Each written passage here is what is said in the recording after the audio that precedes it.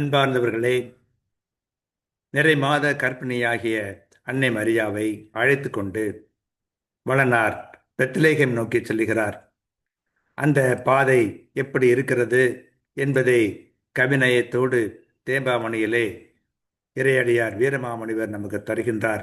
அதனை நாம் இப்பொழுது பார்க்க போகிறோம்.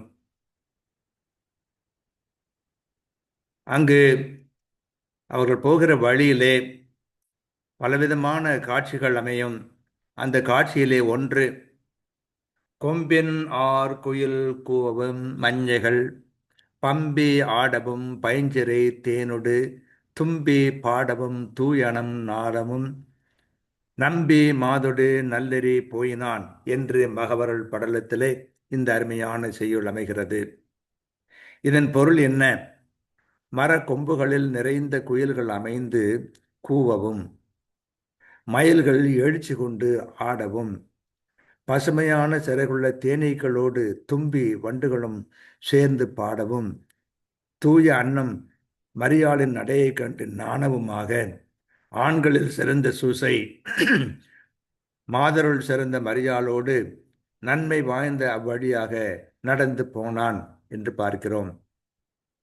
இதன் கருத்து, இந்த செயலுடைய கருத்து என்ன என்றால், மரக்கிளைகளிலே இருந்து குயில்கள் கூவின, எழுச்சி கொண்ட மயில்கள் ஆடின, தேனீக்களும் தும்பிகளும் பாடின, அன்னங்கள் மரியாவின் அடைகண்டு நாணின, தலைவனாம் சூசே தன் துணைவி மரியாவுடன் அந்த வழியில் நடந்தார் என்பது இந்த செயலுடைய கருத்தாகும்.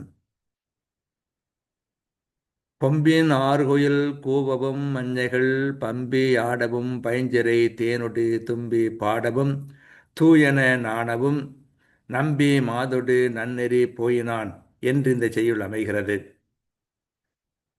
அன்னை மரியாவும் வளனாரும் பாலஸ்தீன நாட்டிலே பயணம் செய்து கொண்டிருக்கிறார்கள். ஆனால் அங்கு காண்கிற காட்சியெல்லாம் தமிழ்நாட்டிலே காண்கிற காட்சியாகத்தான் இறையடியார் வீரமாமுனிவர் காட்டுகிறார்.